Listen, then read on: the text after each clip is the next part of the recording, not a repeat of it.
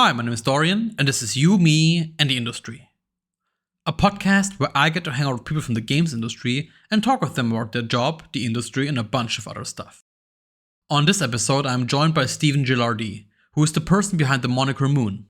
We discuss how his tracks ended up in the indie smash hit Hotline Miami, how Spotify impacts artists, his love for baseball, and his relationship to synthwave. Furthermore, we dive into his side project called Was Fred, how musicians are engaging with social media, why he is upset with landlords, and our old buddy the pineapple pizza makes a return. Please enjoy.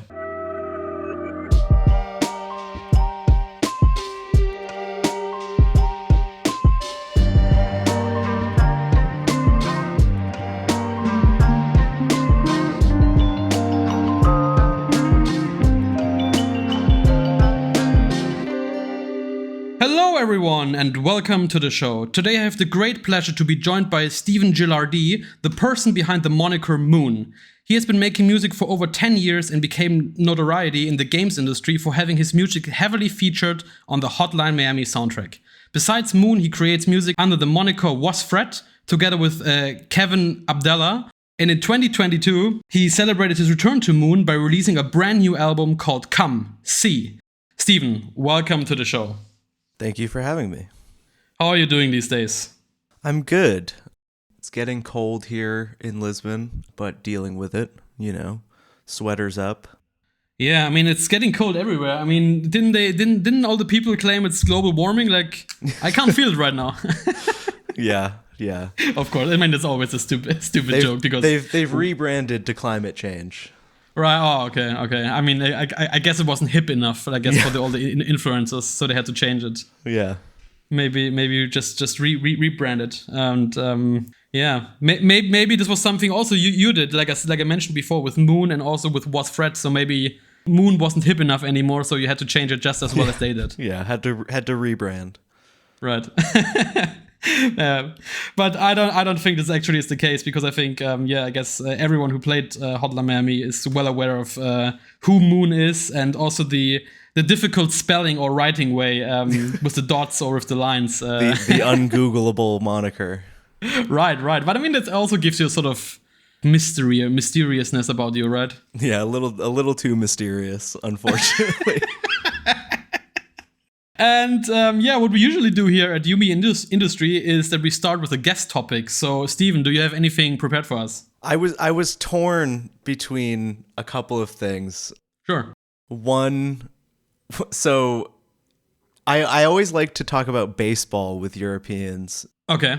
Because if they know anything about it, they tend to think it is very boring, which is a fair criticism. And then the other thing I was thinking about was less fun and more the housing crisis worldwide, but I feel like that's a bit of a downer to start on.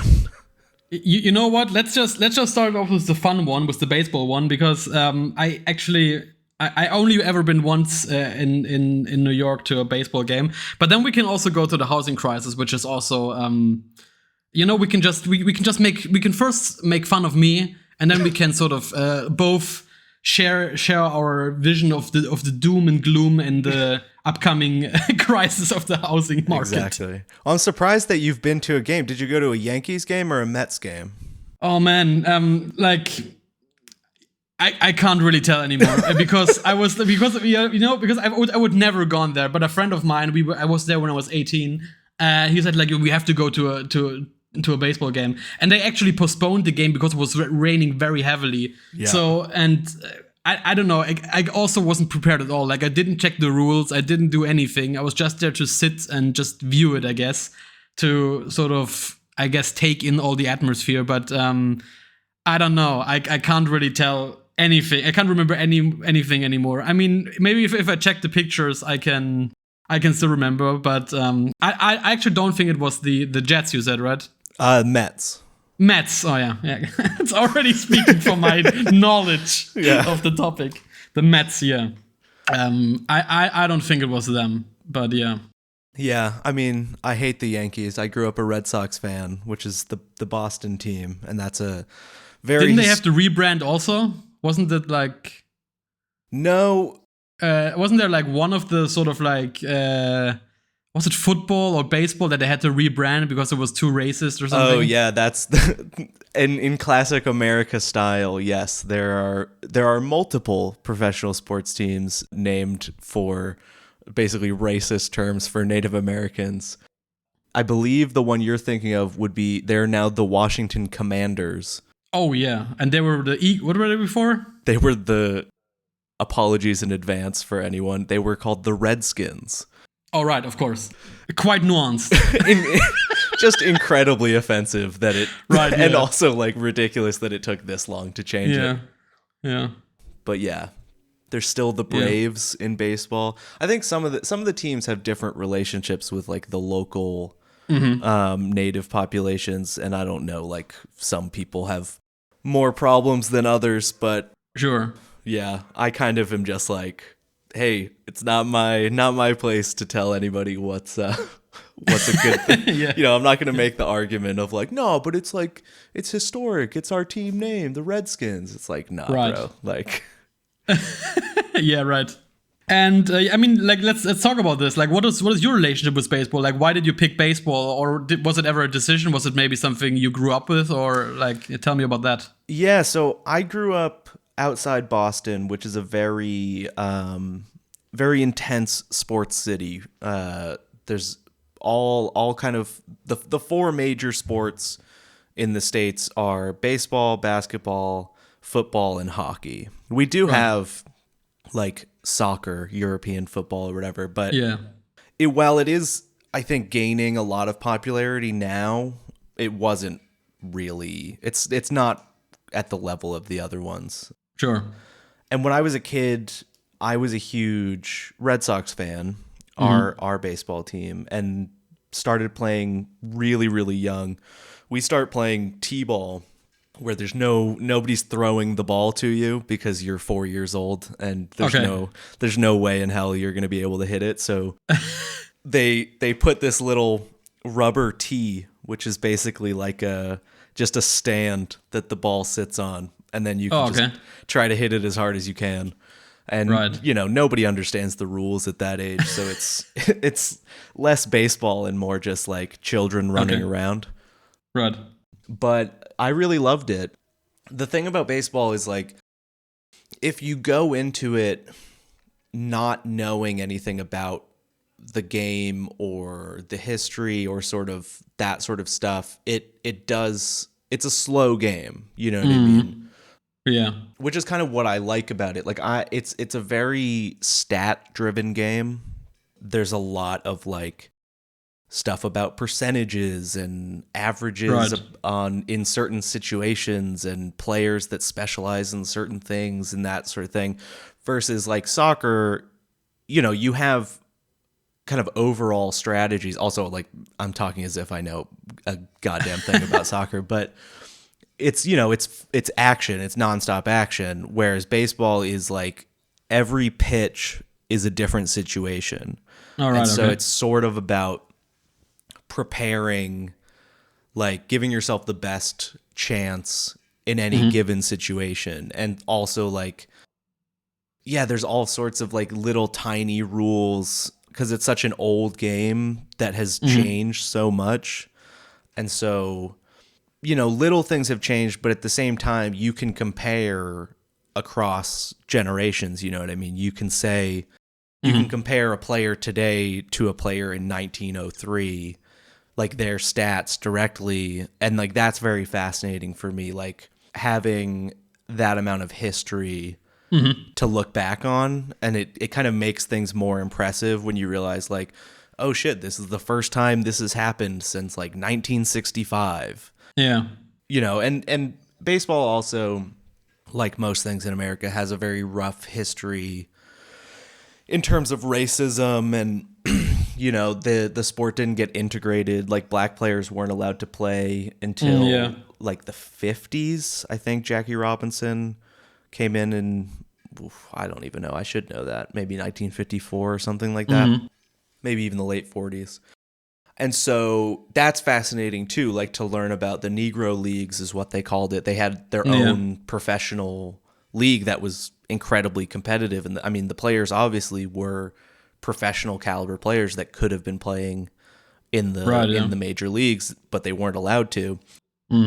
So that stuff is fascinating too. Like there's a lot of history that goes along with, like, baseball is sort of just always there in the in the 20th century. Like it kind of, you can follow along with American history at the same time. Like Ted Williams, one of the greatest Red Sox players of all time, Hall of Fame. He lost like 4 total years of playing because he had to go fight. He like got drafted into the war and had to go fly fighter jets or whatever. Yeah. And he spent like 3 years at war, came back and hit 400, which is like, that means that 4 out of every 10 times he got up to the plate, he got a hit, which is like, if you know anything about baseball, pretty unbelievable. I think the average player is like 230 or something like that. Oh, wow, okay. So yeah, there's lots of stuff like that, and just fascinating characters, and it's more about like, there's also the difference between watching baseball on TV and watching it in the stadium. Like the atmosphere in the stadium is great, and it's like the slow pace allows you to sort of follow the game passively and actively. Like you can kind of have a conversation and like hang out with people, but also like, you know, tune back into the big moments and kind of get that energy. Right, yeah. Versus, you know, my experience with soccer is that it's kind of always at a steady simmer, and then it sort of like pops up in these moments. Exactly. And that, I mean, that's great. Like I don't hate soccer or anything. I just don't have any history with it. Right, yeah. So it's a totally different, you can't really compare the two in terms of excitement. Also, a soccer game is 90 minutes, and a baseball game could be 3.5 hours. Yeah, exactly. I think this was also something I noticed that was like really, I guess, kind of interesting to think about. Like that when I went to this one game, I was like, because it was so different. I'm only used to like I guess what I see on the screen of like soccer and everything. People are always like so engaged, and I guess like the 90 minutes are like, I guess they're all so invested in the game, and there's like nothing else. And with the baseball game, also was more like oh yeah, people are hanging out, like grabbing a hot dog or something, and then they go up, and then I don't know, come back 20 minutes later, and then they sit down again. And I was just like, wait, people aren't like just like sitting here; they're just like, I don't know, doing other stuff meanwhile, or talking to other people. Like, I mean, it's so, I guess, culturally different, or like different in the sports sense. Yeah, it's not go the whole time. You know what I mean? Yeah, exactly. But the other thing that I really like about it compared to other sports is that there's no clock. And so you can't burn time, you know what I mean? You have to pitch to the other team. There's no avoiding it, you know what I mean? Oh, yeah. And so I kind of like that, and there's no ties or anything. Like the game can just go indefinitely. Right, okay. Yeah. And so you just have to keep going. There's no, you can't like get one run up and then kick the ball around for 20 minutes. That sort of thing, wasting time. So I kind of like that sort of directness of it, where there's no avoiding it. Yeah, interesting. I mean, it's also interesting to see that the sport, I guess, also is very big in Japan, I think, right? I mean, it's also interesting to see, I think Germany just lost in the World Cup in soccer against Japan, and it's quite interesting that sort of Japan is also, I guess, when it comes to sports, it's not always on people's mind, but I think they are always there with some games, like, I don't know, baseball and soccer, like I said just now. It's interesting. Yeah, the baseball in Japan is phenomenal too. A lot of players, there's a lot of crossover. A lot of players from the States, when they get older, they'll go and play in Japan. Or like young Japanese players will come and play in the States. Yeah, and it's really, really high quality baseball. It's also very interesting to see the style that players play with. Like batters that come from Japan, you can tell, like they swing differently, they stand differently, they have a very different kind of approach to the game, which is fascinating. And then you also have a lot of players. There's like, Korea has great professional leagues now. The whole Caribbean, like there's amazing players that come out of Cuba, Mexico, all of these sort of middle America, Central American countries. And so it's interesting to see, I don't know, the talent. It's also because it's all concentrated in the States. Like there aren't kind of equivalent leagues. Like the MLB is the pinnacle of baseball worldwide. Right. Like you don't have like the Premier League and La Liga and Bundesliga and all this stuff. Exactly. You just have like the best of the best in the States. And so that's like interesting too, because that's, I think, unique to the sport. Where you don't have like some superstar getting paid $1 billion to play in the Middle East or something like that. Yeah. And I guess, a great segue coming from billionaires to, I guess, billionaires investing in the housing market. So like, what is it about the housing market that isn't looking all too well for you? Oh, man. I mean, so I moved to Portugal 2 years ago, a little over 2 years ago now. And part of that calculation for me, there was a million reasons to get out of the States. Right. But one of them was, owning a home seemed impossible. Like, it's just, the housing market in the States is insane. Even in the middle of nowhere, the prices are just absolutely ridiculous. And then, you go to any major city and it's untenable. And that's a thing worldwide. It's like, it's not that Portugal isn't affected by that. Portugal is absolutely affected by it. I still can't afford a home here. Yeah. And, Portugal is a very, very left-wing country, at least compared to the States, where, if you say you're a communist, you might get shot by somebody. Right, yeah. And so, but even here, things like Airbnb are still completely legal. And so you have like Dutch people that own 3 apartments in the center of the city, and they're just Airbnbs. Nobody lives there. There are neighborhoods in Lisbon where over 60% of the units are unoccupied, meaning they're short-term rentals. And it's just like, it's such a scam. Like, it's so insane. I just hate renting so much, but it seems like if you can get over the hump of having enough cash to buy a place or to put a down payment, everything just gets easier. And so you get into this cyclical thing of like, well, if you can get one home, the second one's easier. And then if you can get 2, the third one's even easier.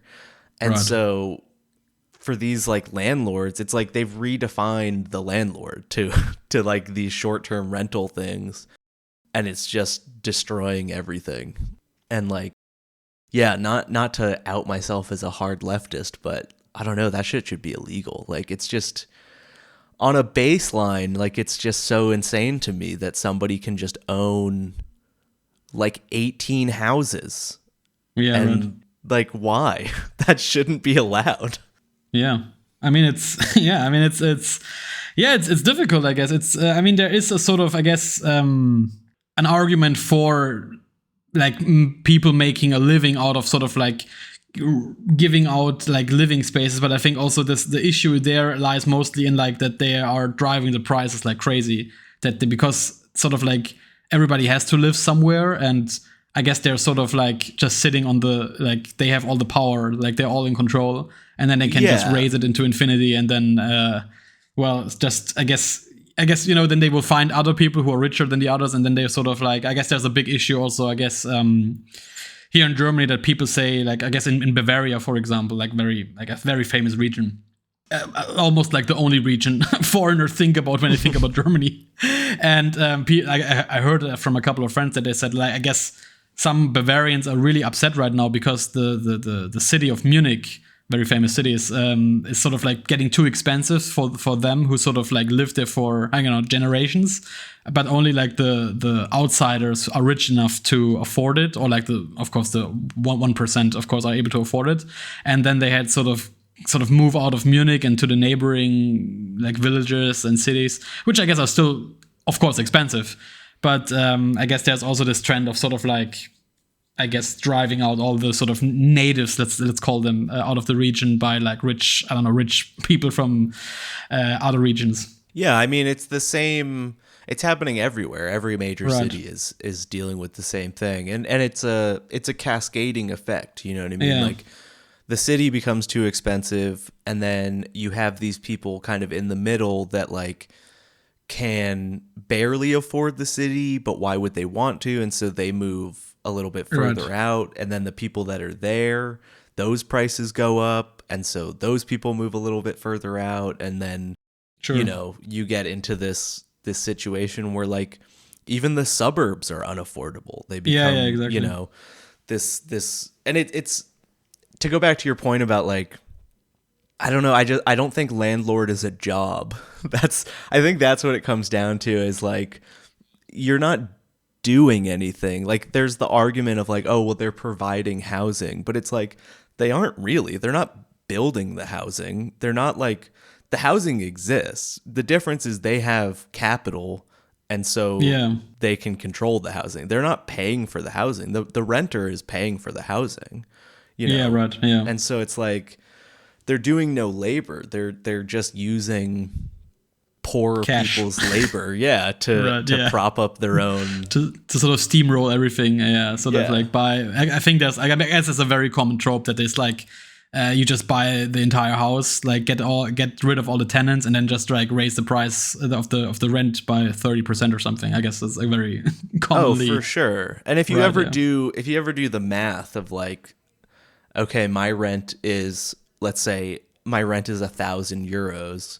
Right. You know, your landlord isn't paying €1,000 a month. Your landlord's paying like €400 a month. Sure. A mortgage is cheaper than the rent, obviously. And so when you look at it like that, you're like, oh shit, I'm buying this house for somebody. I'm paying somebody's mortgage. Like, sure, yeah. That's crazy.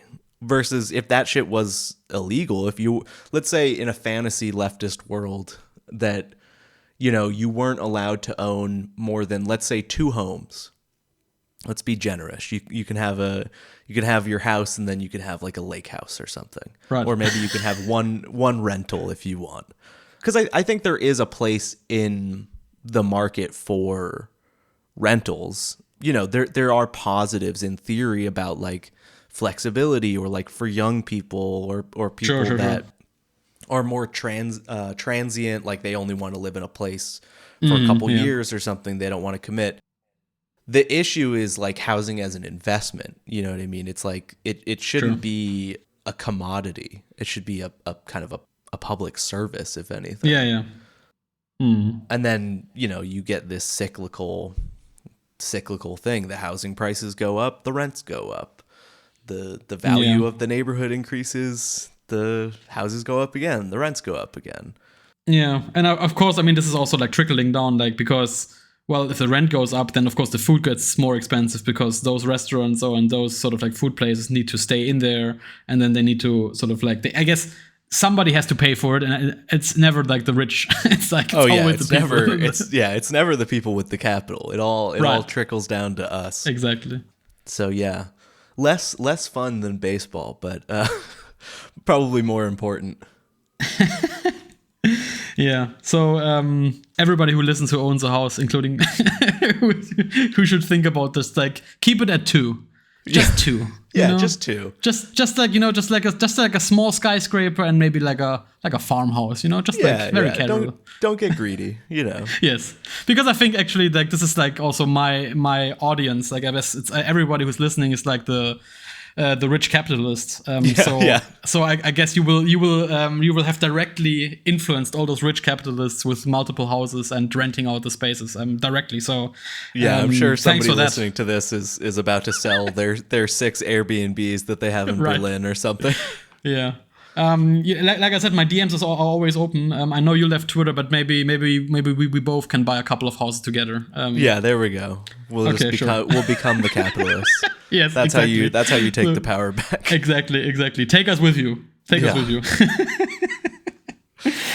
And Yeah, it's like I said, it's always great to hear these guest topics, even though they might be a little bit cynical, a little bit negative in the end. But I think it's always so interesting to keep the discussion going about important topics. And let's start with something a little bit more general. So.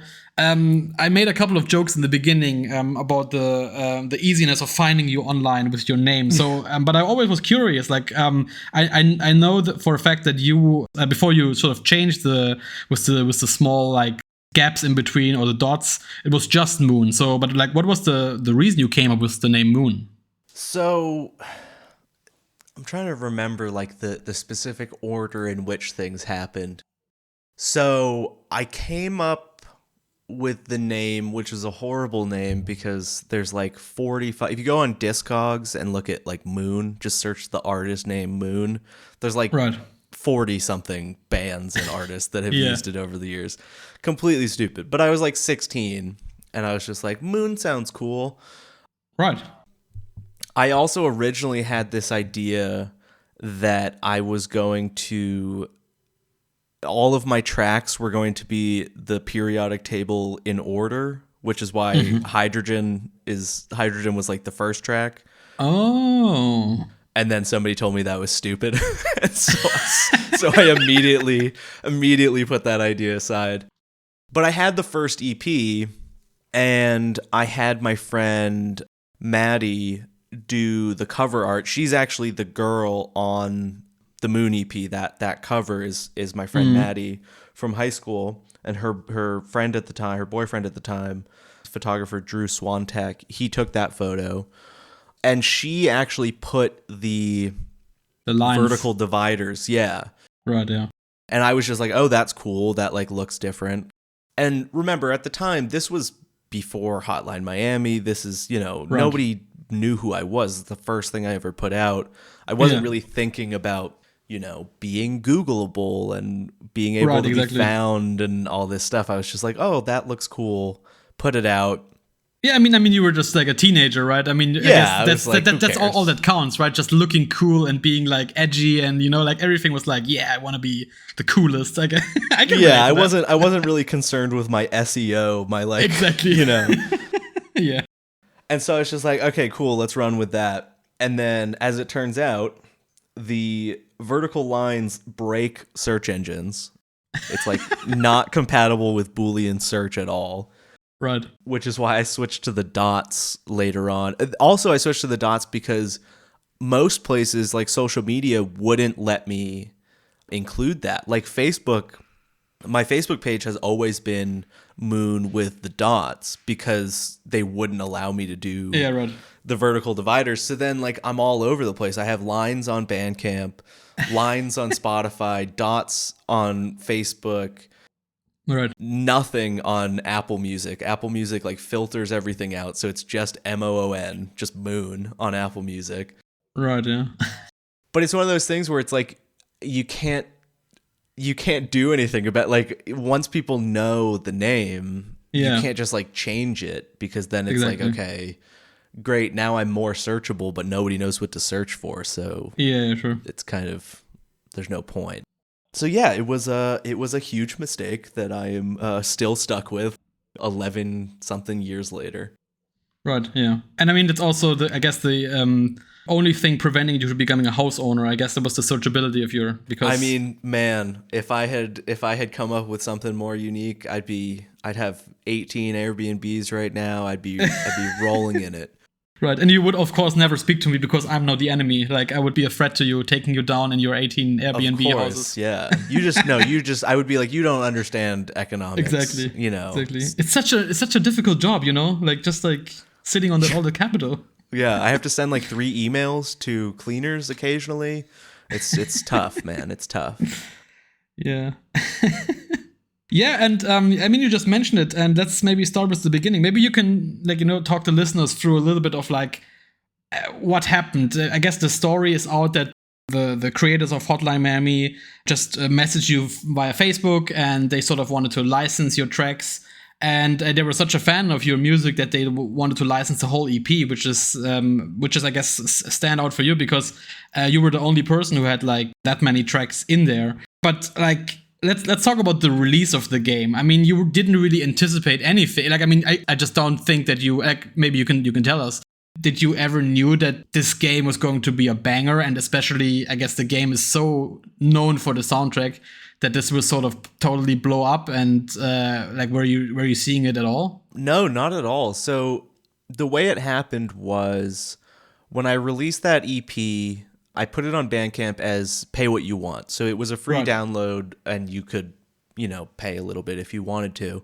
Sure. And Jonathan and Dennis, who are Denneton Games, the makers of Hotline Miami, they had a demo, which at the time was called Cocaine Cowboys, because it was, I think, loosely based on a documentary of the same name about, 80s cocaine Miami, all the tropes that we are now so familiar with. And they reached out to me. I think Dennis reached out to me. And they had basically just been going through Bandcamp and finding stuff that was free to download, and so that they could grab it and pop it into the demo and see how it worked. How it works, right, yeah. And they found my EP by chance. I'm not sure exactly how. And I think originally they wanted 3 tracks. I think they wanted everything but Release, if I remember correctly.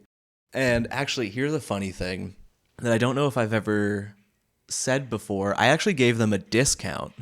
They offered me, I think they offered me like $500 a track for the 3 tracks, which I, of course, being a 16-year-old, was like, that's amazing. Right, yeah. I can buy so much gasoline and weed for that. So many apartments. Yeah, I'm chilling. I'm great. Right. And I think I said to them, I was like, okay, if you do all 4 tracks, then you can do them for like $400 a track. And they were like, cool, let's do it. Sure. And then that was like, there was like an 8-month in my memory gap. There was like a big gap between like signing that deal with them and then the game. I actually remember the day that they showed the game for the first time at PAX or some sort of conference. Right. They showed a preview of the game now as Hotline Miami and finished. And it was like all of a sudden, like I was at my friend's apartment, all of a sudden I was getting like Bandcamp notifications because people were buying it. And the game wasn't even out. It was just like, oh wow, it was winning like all this critic award stuff, like oh, this is a game we're really excited about, this is like a cool thing. And then it came out, when did it come out? Like September 2013, something like that. Yeah, I guess they had just their 10-year anniversary, right? I mean, it was just like so I guess it would have been for them.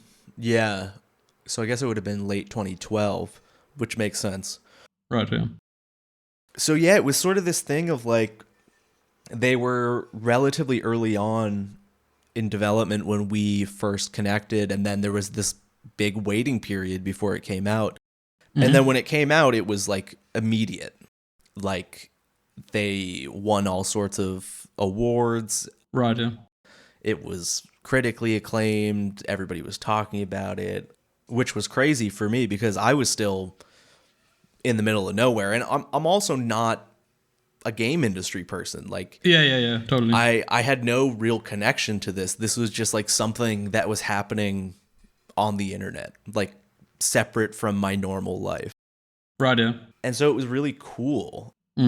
It was sort of stressful in a way.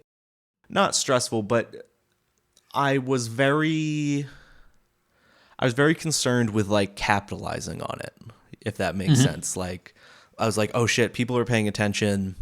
I better put out some more music. Sure, yeah. And that's what led me to doing the second EP, Particles, which then a couple years later was included in the second game, or some of it was. So yeah, it was just sort of, but it's kind of always been this separate thing. Like Hotline Miami exists in this weird place where it's like a cult classic, you know what I mean? Right. So it's like people who know, but it's not as if like I'm getting recognized at the supermarket or anything like that. Like it's not exactly like a household name. Right, yeah. I will occasionally like meet people who, you know, I'll meet a friend and they'll be like, oh, what do you do? I'm like, oh, I make music under the name Moon. And they're like Hotline Miami. And I'm like, oh yeah, like it's, you know, it's this weird thing where like people who know about it, obviously, Right, but yeah. it's this weird sort of space of kind of, you know, it's like your favorite game developer's favorite game type thing. Exactly, yeah. And that's not to say it hasn't sold well. It's sold, I think, incredibly well. Yeah. But yeah, it's a weird, you know, if you ask an average person, even an average person who plays games, Sure, they're yeah. probably not going to know what it is. Right. I mean, it's not like Minecraft or Fortnite. Yeah, it doesn't have that, like, I can't talk to like a normal person who doesn't know anything about video games and tell them Exactly what I'm known for, and they'll be like, "Oh yeah, okay, I know that." Of course, yeah, exactly. Yeah, so it's kind of, and the second game was exactly the same. There was a ton of hype for the second game, obviously, but yeah, I wasn't around it. You know, I wasn't at the conventions and stuff like that. right. So yeah. But yeah, I mean, from what I can tell you, what you just told us is that throughout the past, you said that you created those 4 songs, those 4 tracks, basically just as a standalone thing. They picked it up, and then sort of you became, I guess, more known or more famous, and then you just said, okay, I have to pump out more music. But then they sort of came back and picked up again tracks of yours, and it's like the one from the second game weren't even designed, or they weren't even made for Hotline Miami 2. I mean, none of my music was made for Hotline Miami. Right, yeah. I think some people did. I think SCATTLE, who's a very nice guy, shout out to SCATTLE, I think he doesn't get the recognition he deserves. And he puts out so much music, like way more music than me. Mm-hmm. I think he hit them up after seeing the game in some context before it came out and was like, hey, can I make some music for this game? So some people definitely wrote music for it. I never did. When they were talking about the second game, I think I tried to convince them to let me do the whole thing. Let me do the whole soundtrack. Mm-hmm. And they were like, no. Which, looking back on it, was the correct decision. Because it ended up being, I think the second soundtrack is like 42 or 45 songs or something. Right. And there's no way I could have done that. Yeah. So they made the right call there. But I mean, you also made the best one. I mean, I don't wanna talk smack, but I mean, Dust as the sort of like credits, not credits, but I mean, every time you finish a stage, man, and that drop, it's like chef's kiss, you know, it's like lip smacking, like, like I can, it's actually one of my favorite tracks of all time. Like, I'm not even kidding. Oh, thank you very much. And I know you have a difficult relationship with your past work, which we will talk about just soon. But I think it's I guess they wanted to sort of do the same thing what they did with the first one, just like this variety of like artists. Yeah, and they had the ability to get some like bigger people in, and also like the first game had influenced a lot of music that was coming out, and so like there were all of these artists that were making, you know, Hotline Miami style music, like the synthwave thing had really taken off, and also there were other returning artists from the first game that they wanted to include. Sure, yeah. So they kind of always saw it as like more of like a mixtape thing. Yeah. Which is a good way to get more variety. You know, if I had done the whole soundtrack, it would all sound like me. You know what I mean? You wouldn't have the sort of variety of stuff, like the stuff that Nicholas does, which is very different to what I do, but helps the game atmospherically and stuff. Totally. Like, you kind of need both. Yeah, I mean, it also gives like this, I guess, in the second one even more sort of this like fever dream of like what is real, what isn't real, and like this sort of mix of influences and sounds, and it's like, I guess it sort of emphasizes this also well, I think. Yeah, I think they, in hindsight, definitely made the right call. Mm-hmm. Yeah. And let's talk about a little bit about your older stuff, because I think it's very interesting that you also meanwhile created a different project of yours called Was Fred, And I find it interesting that, I guess, during a Reddit session on AMA, you said, well, I guess people always want more stuff like Hotline Miami, but you said it yourself, like a fucking kid made those tracks. Like, this isn't you anymore. And I guess it's difficult to sort of like, I guess, what pays the bills versus what satisfies you creatively. So how did you tackle this issue? Because I guess people were like hammering you about like, let's make more like dust, more like, this and that, and you were just like, well, I don't really care for that, or like, I don't know, I don't want to put words in your mouth, but maybe you didn't care for that style anymore, or you wanted to do something differently, and you didn't want to be the person who only does synthwave Hotline Miami style tracks until he can afford like 10 houses or something. Yeah, I think there were a couple of driving factors there. One was I was still discovering what I liked, you know what I mean? Right. The other thing is I was a very melodramatic, self-important teenager who was like, no, I won't be bound by people's expectations of me, as if like anybody really gave a shit.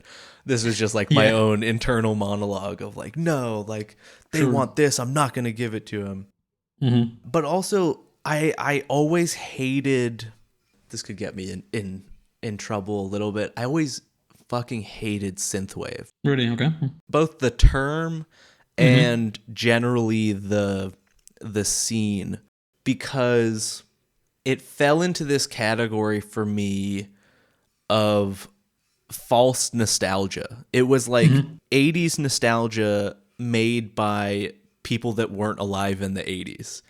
Sure, and it was being made by young kids who had no context of the music. Like they didn't, I think, really understand what they were ripping off. You know what I mean? Like they didn't have the context where like my influences when I was making that stuff were a combination of more modern stuff like EBM and a lot of like the French stuff, Justice and all of that kind of stuff that was coming out of France.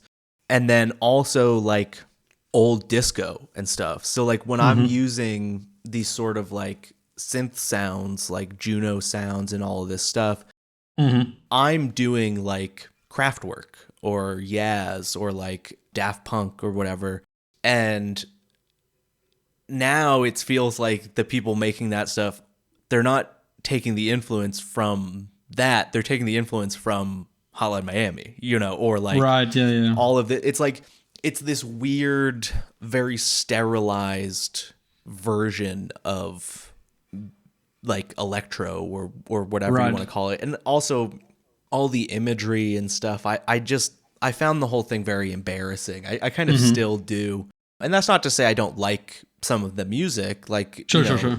Some of the stuff that like Carpenter Brut does, or like Perturbator, like I'm into that stuff. But also if you talk to those guys, they will tell you, like I've met Perturbator in I also still don't know how to pronounce his name, but I met him in Paris, and we had a couple of drinks, and we talked about the stuff that he's influenced by, and not to put words in his mouth, but he's influenced by the same kind of stuff that I am, like the stuff that was actually being made in that time period versus a kind of a filtered down modern version of it. So it always sort of bummed me out a little bit. I was like, this is like, none of these people like understand what they're doing in more than a surface way. Like they understand the sound, and like, you can download a sample pack of old drum machines. Sure, yeah. But if you don't kind of understand the foundation of what you're doing, it all kind of feels wrong a little bit. And also like I felt like I never really made synthwave. I've never really felt association with that, or association with the video game industry, to be honest with you. I had a lot of frustration with being called a video game musician. Despite never making music for a video game, technically, just having my music included in one. I mean, it's like similar when you, I guess like Hideo Kojima is very famous for putting like music by, I don't know, Low Roar or something into his games, and then people would, I guess those people wouldn't sort of like be called video game musicians. They're just musicians with licensed tracks. But I think like if it sounds like video game music, then they think, of course you have to be a video game musician and not like a real musician or something. I guess that's the difficult thing for you, I guess. Yeah, it's kind of a weird phenomenon with video games in general. I think video game people, meaning I'm basically talking about like 17-year-old white men, have a real like connection emotionally with video games. Like they kind of form their identity around it. Sure, yeah. And they're very protective about it. Which is why you end up with things like Gamergate and like all of these the kind of toxic side of that. The more positive side of that is that indie game developers get a lot of support, and there is a lot of money to be accessed in indie games, which is not true for most other art forms. Certainly not music. There's you're not going to make any money in music if you're small. Yeah. And so there's positives and negatives, but I think part of the negative comes with wanting to hyper categorize things and wanting it to be like, this is video game music, meaning this is ours. This is like our special thing, like that other people don't know about. And yeah, I was just I was frustrated with that. I was frustrated with the synthwave thing, frustrated with all of that, which is why I ultimately decided to end Moon, because when I made Clinically Blasé, it was very different sound-wise than what I had done before, and so it kind of didn't work. I was trying to toe this line of like doing what I wanted to do versus what I thought people would like, and I kind of ended up in the middle somewhere, and like people didn't like it so much, or at least that was my perception, though I get people all the time saying that they liked it, which is very nice, but I ultimately didn't like it, and I didn't feel emotionally like I could deal with that. I couldn't fully turn off the part of my brain that wanted audience approval, you know what I mean? And I had a built-in audience. I had a very direct built-in audience that was like, but that audience wanted something very specific that I didn't really want to do. But I didn't have the emotional maturity or the confidence to just be like, fuck that. I don't want to do it. I'm going to do what I want to do. And I don't care. Yeah. It was like, I kind of want to do what I want to do, but like, I'm also scared. And then when I did it and people didn't really match up with it, I was like, oh, okay, this feels shitty. I'm just not going to do this anymore. Right, yeah. I think, like, from what I can tell, it's usually the worst decision to sort of be in the middle of things, to sort of like try to stick your hand into the pocket of your loyal fans, and then something to satisfy yourself. I think it's either one of those. I think it's always best to be like, yes, I will. I always be like, yes, I will give like more Hotline Miami stuff, or I will just do something for myself. And I think because in the end, there's nobody satisfied. Like, you are not satisfied because you made this compromise, and then maybe the fans aren't satisfied because they get like 50% of tracks that maybe they don't like or something else. And I think maybe this is something, maybe the reason why you weren't satisfied with that in the end. But I'm just assuming. No, you're totally right. It's like what I needed to do in that moment was make a decision one way or the other. Either be like, all right, fuck it, I'm just gonna like get this bag and make synthwave and like whatever, crank it out, which I could have done, or be like, fuck it, I'm gonna do exactly what I want to do. But both of those things require compromise and confidence, you know what I mean? And I just didn't have a clear enough direction, you know what I mean? I didn't really know what I wanted to do. I just knew kind of what I didn't want to do. But it just like didn't really work. Yeah. Yeah, and then like you said, you were like, I guess 5 years you didn't publish anything under the name Moon, and you started like Was Threat. And what was the I guess the difference between like what you said, like, what is like the difference when you say Moon versus Was Fred? Like, where are like the things you said it's very distinctive? I know you have a partner in there for Was Fred, but I think he also did some stuff on the Moon related things, right? Yeah, so Was Fret basically came from I put out Clinically Blase, quit doing music, and moved to New York from Los Angeles all within like 3 months. Mm-hmm. Basically was just like, I'm out. I'm done with it. I'm out. Mm-hmm. And I was still making music and kind of without a direction, but I was doing more what I wanted to do, which was more organic sounds, using more samples, less synthesizers, and kind of more straight dance music. I don't really know how to describe what I'm talking about in terms of the difference in dance music, but more kind of club focused stuff. And the way that sort of happened was I was making this stuff, and I knew this guy who I won't name, but he's a DJ, and he ran a label in New York, and he wanted to sign me for not as Moon, for a new project. I didn't have a name. I hadn't put anything out. And he was like, all right, we're going to sign you, and we're going to put out a 12-inch. And so it was like, okay, well, now I have to come up with a name because I have to put this record out. And I don't really have a good explanation behind the name Was Fret, but initially it was just me. So Kevin Abdella, who is now my partner in Was Fret, is a guy that I've known for over 10 years at this point. I met him because he went to the New England Conservatory of Music in Boston, and when I was in high school, I was sort of involved in the scene in Boston, and met him through that, and then we just became friends. He's from Los Angeles originally, and so when I moved out there, we just kind of continued being friends. We shared a studio space. He was my mix engineer. He's been my mix engineer for ages. And then when I was doing that deal with the label fell apart for personal reasons, and I started just putting out the pairs releases. And Kevin was mixing all of that stuff and also adding like instrumentation and stuff. He's like a classically trained jazz musician and a phenomenal engineer. And so he was sort of always adding little bits to those things. And then so earlier this year, when I was like, okay, I'm done with the Moon album, I want to kind of dive more into the Was Fret stuff, I kind of was just like, well, you're already kind of part of this. Why don't we just do it fully together? Which I had never done before. I've only ever made music on my own.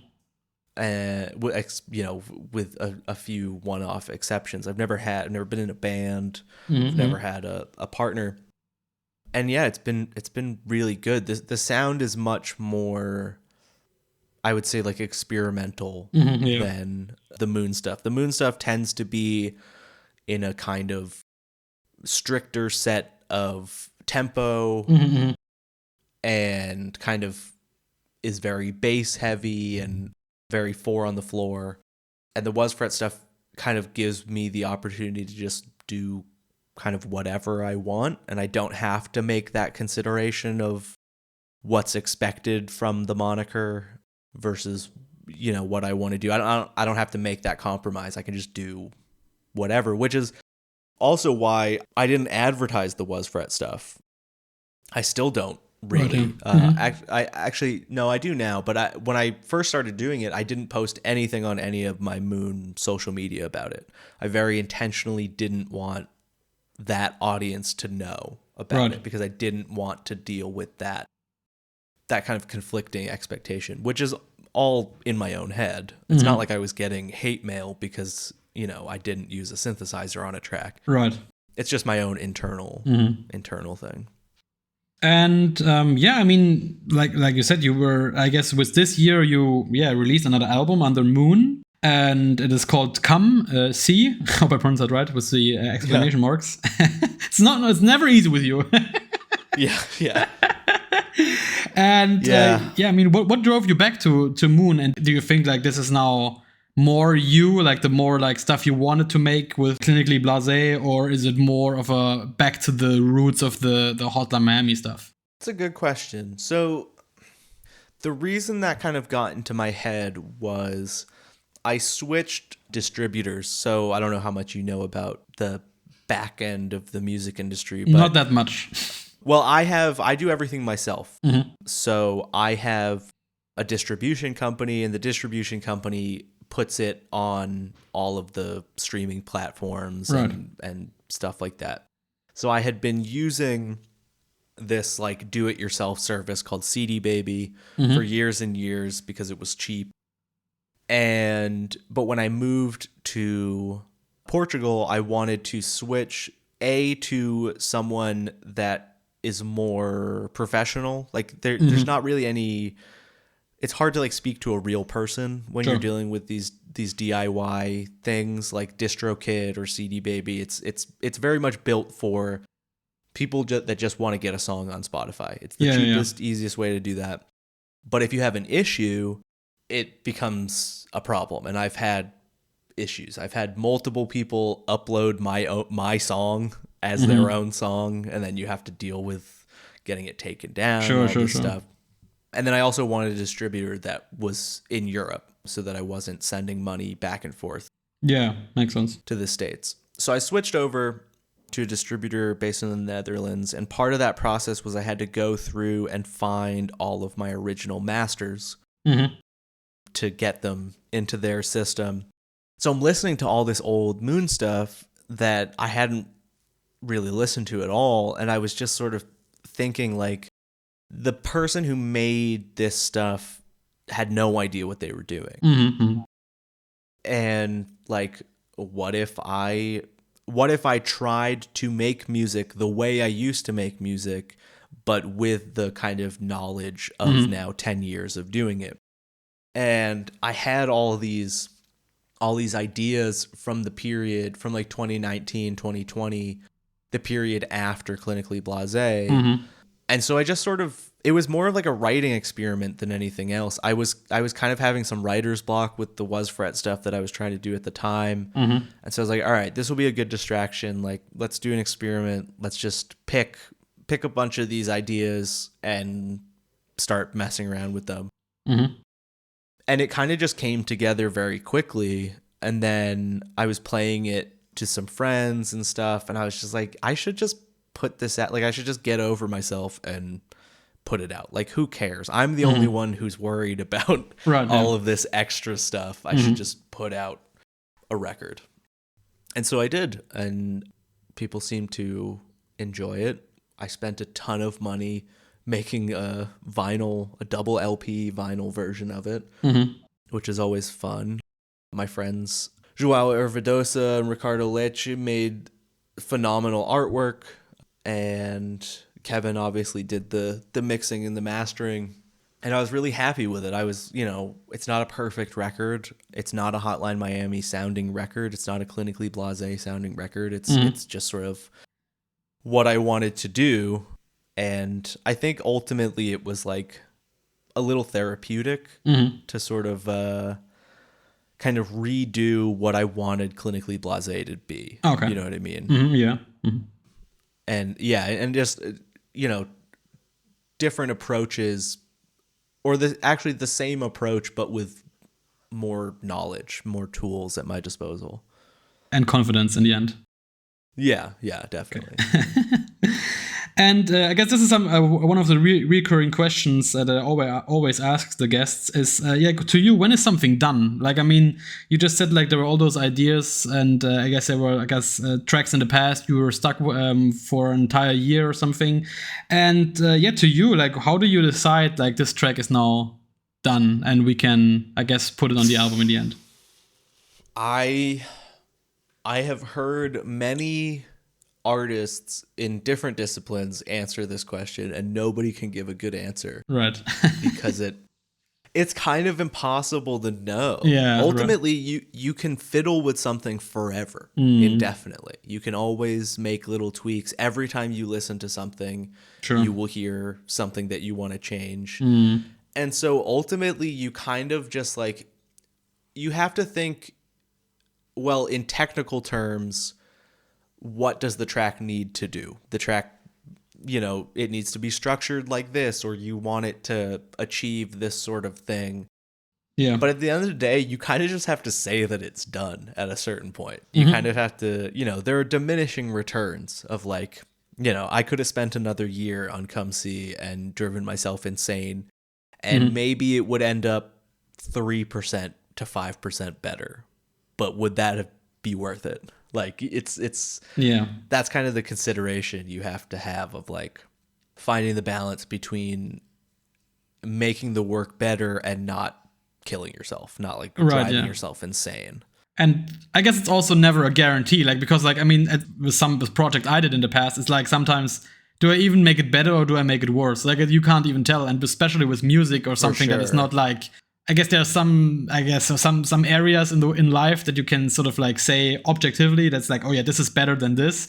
But I think with music, it's all about taste and all about like your feeling at the time and the listeners, and like it's so many variables. Yeah, you can definitely do more damage than good at a certain point.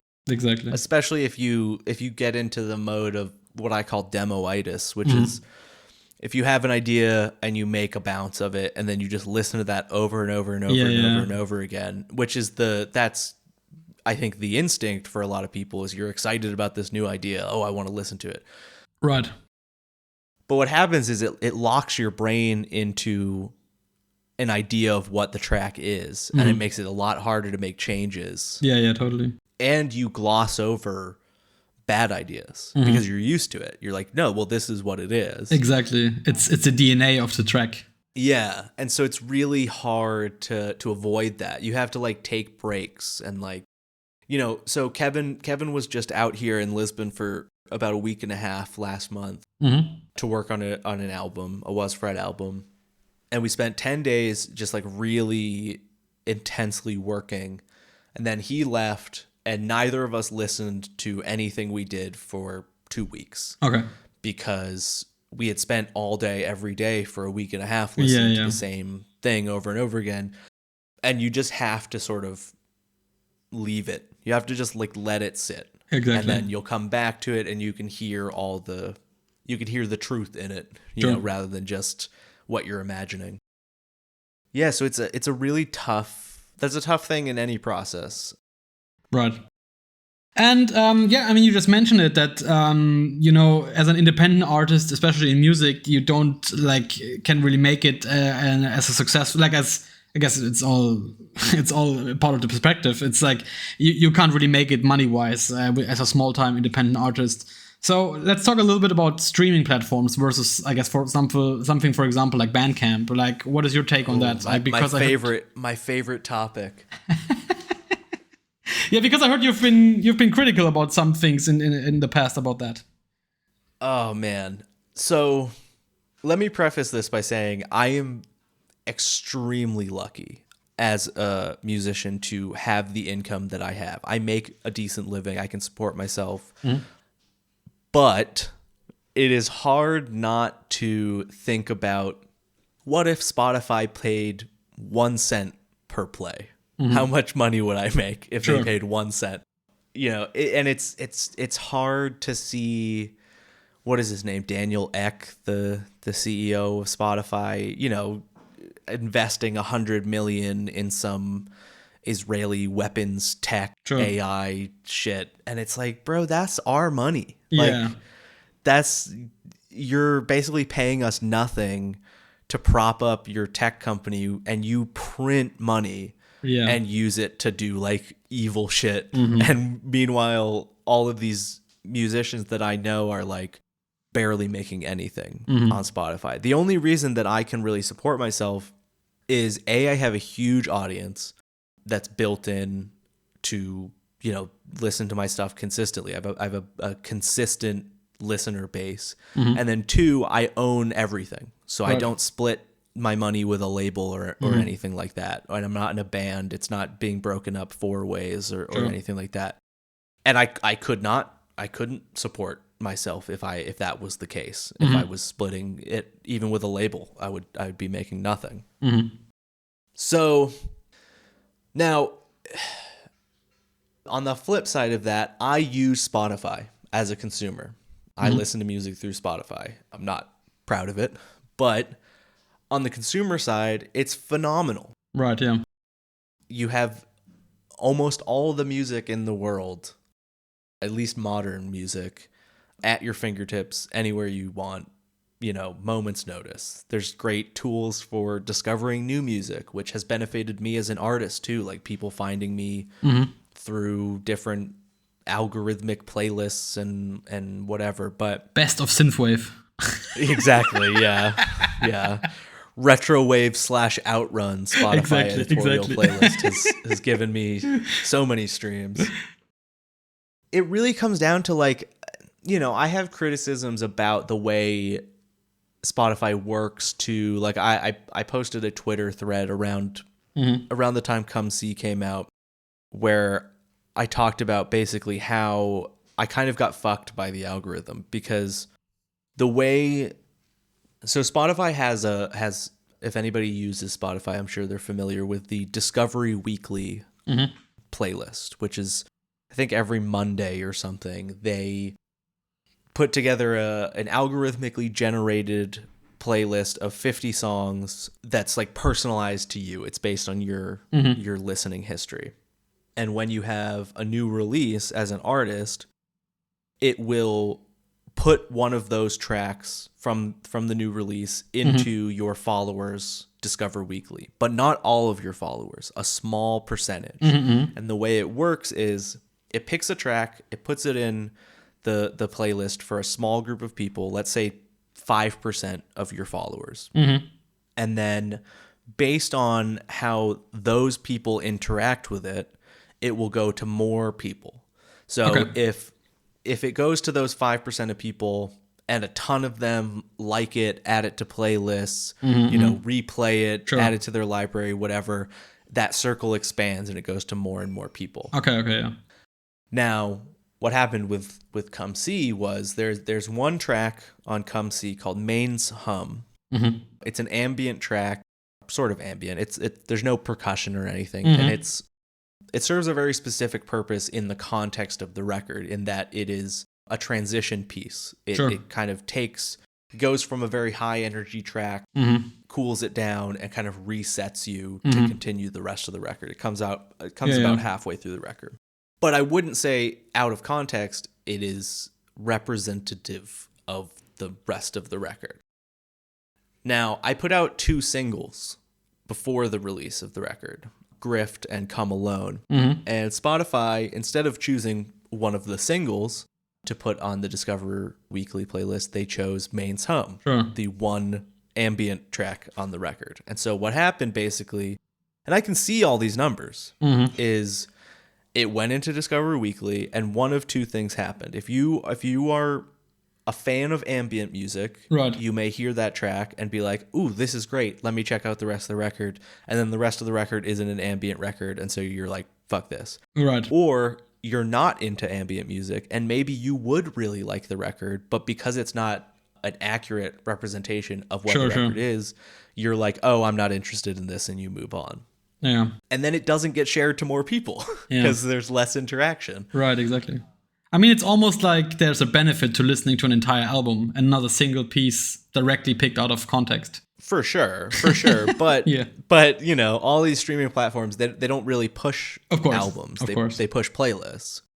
So, but on the flip side of that, I've had friends who have one track that gets randomly added to some playlist and it goes crazy. A bunch of people hear it that wouldn't have, and it gets a ton of plays, and they make more money than they would have. So you kind of live by the algorithm, die by the algorithm, which is all art these days. Social media is the same thing. You have to post a picture of your face before posting a picture of the album or a concert or whatever, otherwise no one will see it. Yeah, exactly. And I guess speaking about social media is, you decided to leave Twitter, but I guess for many artists, social media platforms are, I guess, we just talked about, the only way to get sort of the word out about new albums, tours, all this stuff.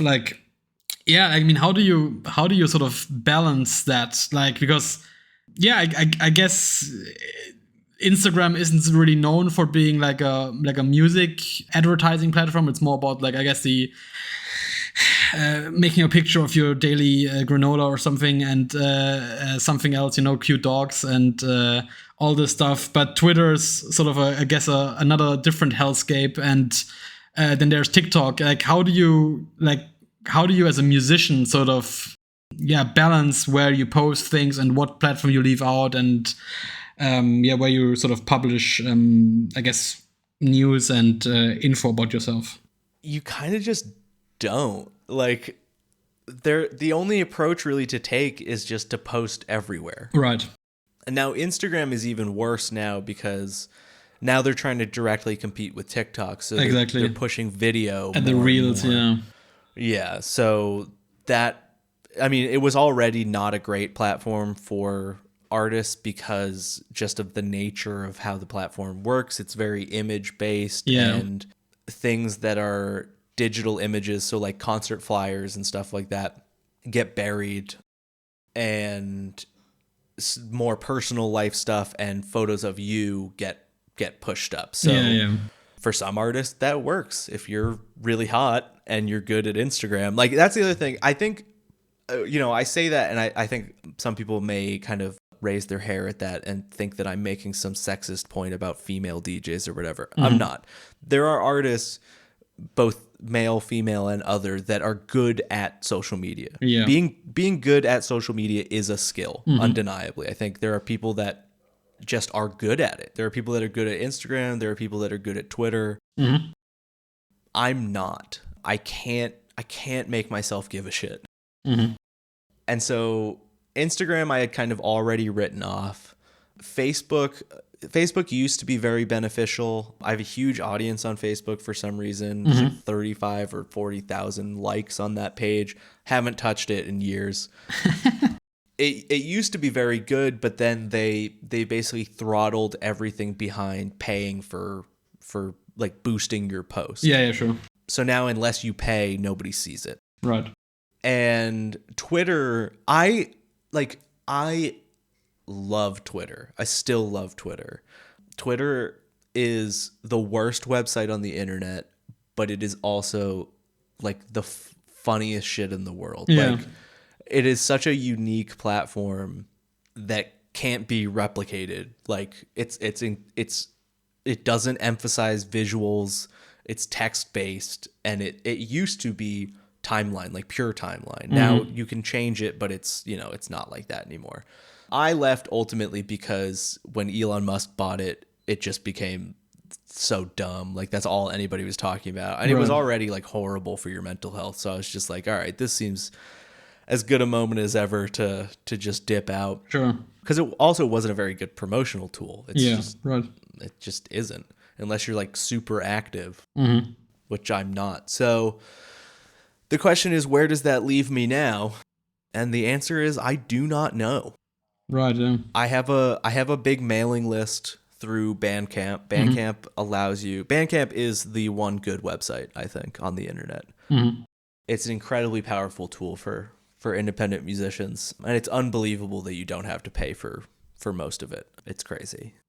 So I have a big mailing list through there, but then the problem is, if you buy music, I don't know if you're a regular Bandcamp user, but if you buy music through Bandcamp, you will get 10,000 emails from every artist. Like, every time something comes out, you will get the automatic email and then the message email. It's like, hey, just put this thing out. And so if you use Bandcamp at all regularly, eventually that stuff just becomes noise, and you just don't. Right. I don't even look at those emails. Like, I get so many of them. So I can't imagine that when I send a message out, most people are just kind of ignoring it. I wish that there was a real positive answer I could give about, like, Mastodon is about to be an amazing platform for promoting art. And it's just like, it's all fucked. It's just, there's no, it's all fucked. There's no good answer. Right. Yeah, I guess it's tricky. Yeah, it's just maybe we can start something on our own. But like we don't like, let's just say, like, we are both billionaires, of course. Maybe we don't buy our 19th house and apartment building. Maybe we can just start a social media platform. How about that? Yeah, Stephen? There we go. Okay, sure. I think I'm gonna get on. I think I'm gonna get on Truth Social or Gab, one of these far right freedom of speech platforms. Right. They will for sure all be interested in the leftist DJ music. Yeah. No, that's the way to make money these days, is just to become a far right grifter. You know, become one of these guys who just tweets about like being loving hamburgers is owning the liberals or whatever, and then somebody some billionaire will give you like $1 million to just keep doing that. Man, I wish I could own the lips by eating hamburgers, but yeah, sorry. Yeah. Who wouldn't? We all have to do our part. Right, yeah. And maybe something lighthearted, because I actually re-listened to the episode of El Huervo. Nick, that was my very, very first episode, I guess almost 3 years ago. And the very important question was asked, does pineapple belong on pizza? And back in the day, I of course said, Nick was the definitive answer for that, because he was the character of Beard in Hotline Miami. But I think maybe there's a counter voice to that, or we will sort of put the nail in the coffin on pineapple. So do you think maybe with your newfound, I guess maybe taste for the food in Lisbon, do you think pineapple belongs on pizza? No. That's it. Yeah, I think. It's not for me. I mean, I'm not gonna like throw somebody out of my house if they want to eat a Hawaiian pizza, but it's kind of gross to me. I think that it ultimately comes down to it's just too watery. There's too much liquid in the pineapple. It just kind of is mush. Like, but I mean, isn't the tomato isn't the tomato already more watery than like a freshly sliced pineapple? Like, yeah, but then you're adding it on top of that. You know what I mean? It's too much. It's too much. So you're also burying the slice of cucumber on the pizza. Do people do that? I've never seen that before. I'm not quite sure. But I mean, I guess, like, I mean, if people put ranch on their pizza, I guess it's just like one step more. I will defend ranch on pizza. Okay, that's like probably my most disgusting food opinion, but like you can get places, like, especially if there's like a college nearby in the States, there will be some pizza place where you can get like a buffalo chicken pizza with ranch drizzled on it, and it's so disgusting, but it's so good. Yeah, you see, like, maybe we can make a whole salad on top of that, like some cucumber slices, some iceberg lettuce. Yeah, there you go. I will say I don't like arugula on pizza. A lot of people do that, like Neapolitan pizza. Like they'll do like and I'm like, nah, get it out of here. Let me do a little side note here. I don't want to sound too harsh, but man, I recently moved to a different city here in Germany, and apparently all they do, at least in the region I'm living in, is Neapolitan style pizza. Man, I think it's just an excuse to give me soupy pizza. I think they just made it, realized they can't make a pizza, then they just started to call it Neapolitan, and then they said that's it. And I think from every place I visit, it gets more watery, and I'm almost done with pizza. Like, I mean, always done with, like, I'm actually quite blessed because nearby there's like a slice shop which does, like, I guess Detroit style and also, I guess, New York slices, which is nice. like a blessing on earth compared to all that soupy droopiness over there.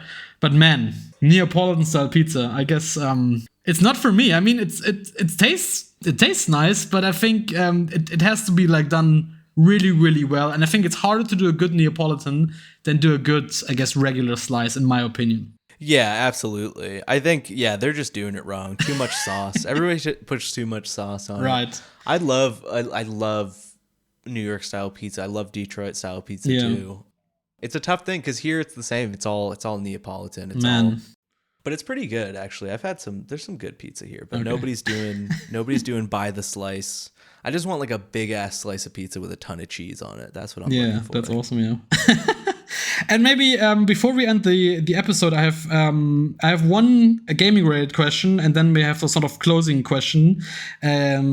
Like, I recently saw that you did music for the Trackmania Capra Cup. Like, what was that like? And can people, I guess, is there any timeline on maybe getting the tracks for themselves? Yeah, that was a cool project. That was my first actual like composition gig for video games. Right. And I'm really happy with how it came out. I think the tracks are good. I went for sort of like a 90s Gran Turismo drum and bass type thing, which was cool. They gave me a lot of freedom to kind of do what I wanted to do. They are going to put it out as an EP, I think, by the end of the year. But now that I look at the date, that may be unlikely. I don't actually know. The funny thing about that is like, so I knew about Trackmania very casually, just like I knew it was big in like speed running or whatever.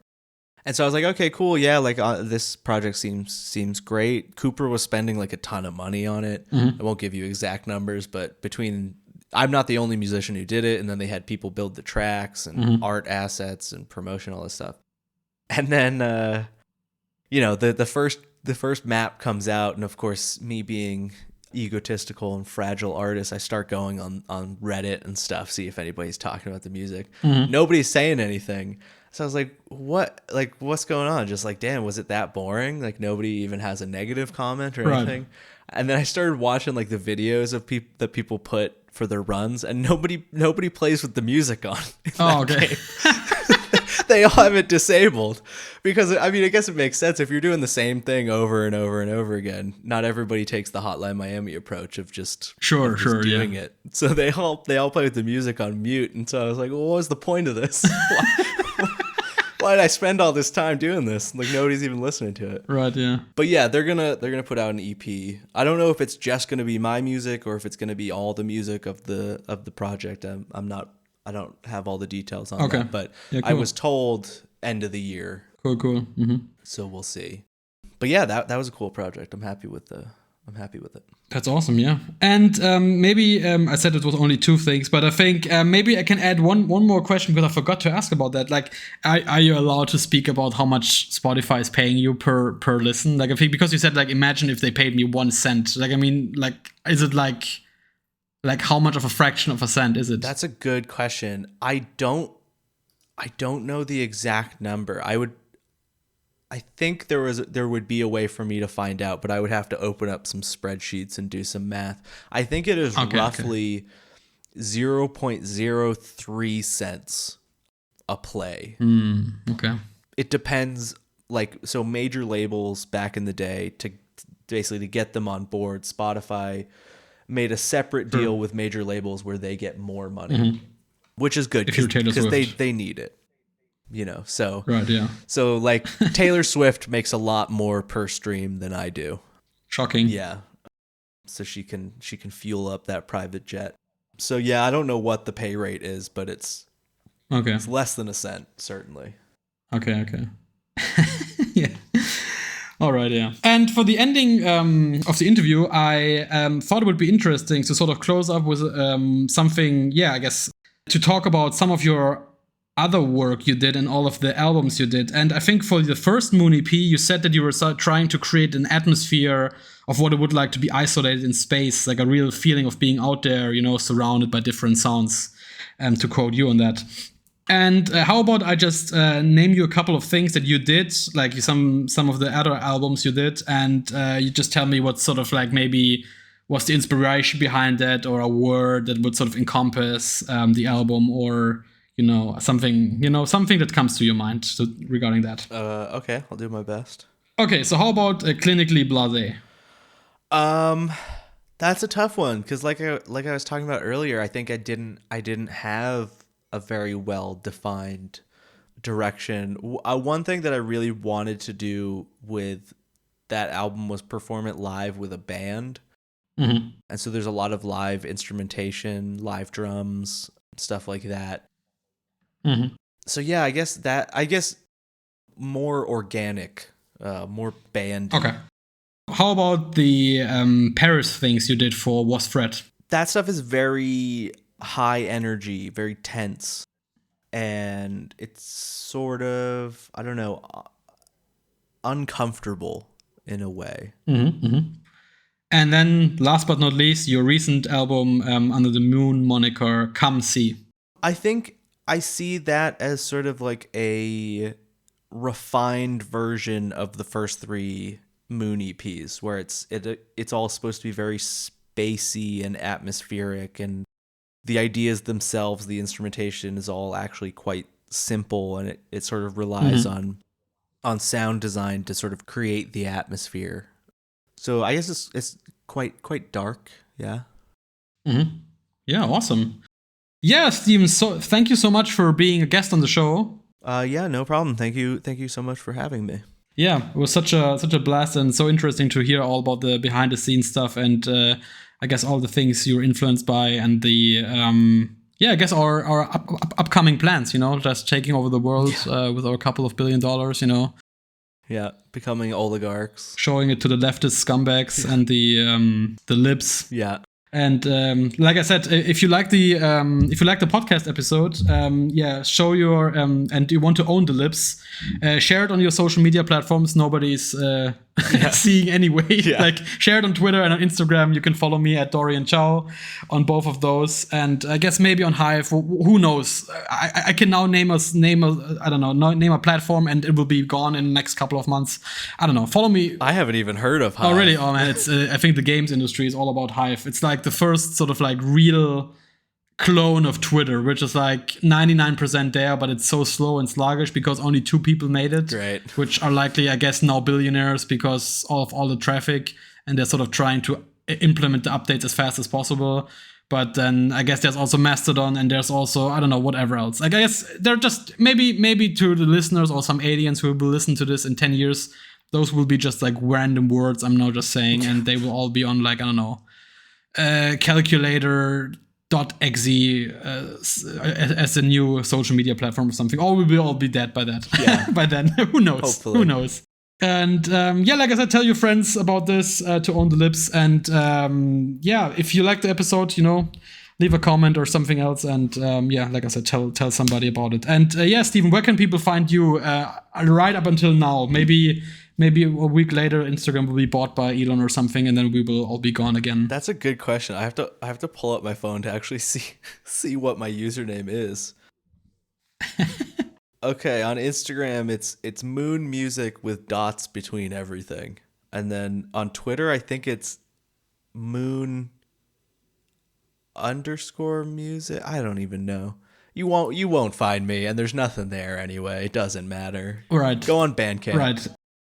I will also put the socials in the show notes, so everybody can just leave a click there and follow you on Twitter, Instagram, Facebook, maybe even, and also direct to your Bandcamp, which is still like you said yourself the one good website, yes. Even though they have been recently bought by Epic, I think.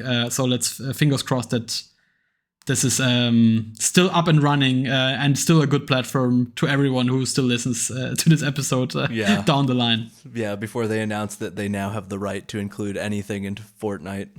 Awesome, yeah. I mean, yeah. I guess it will be better for you because I think many people are still listening to the music in that, and not like with the Trackmania stuff. So maybe this will be your big breakthrough as a billionaire. That's true. We need to get the message out there to Trackmania players to enable the soundtrack. Exactly. Yeah. Maybe this is like the one takeaway. Like not be cynical of billionaires and like landlords or something. The one takeaway of this episode is just like tell the people who play Trackmania in your friend circle to put on to put back the music on. Yes, that is I think the key lesson from this. Exactly. Yeah, Stephen, thank you so much, and thank you for tuning in. Listen to you, hear you. I guess maybe see you even in the next episode. Take care, everyone. Bye.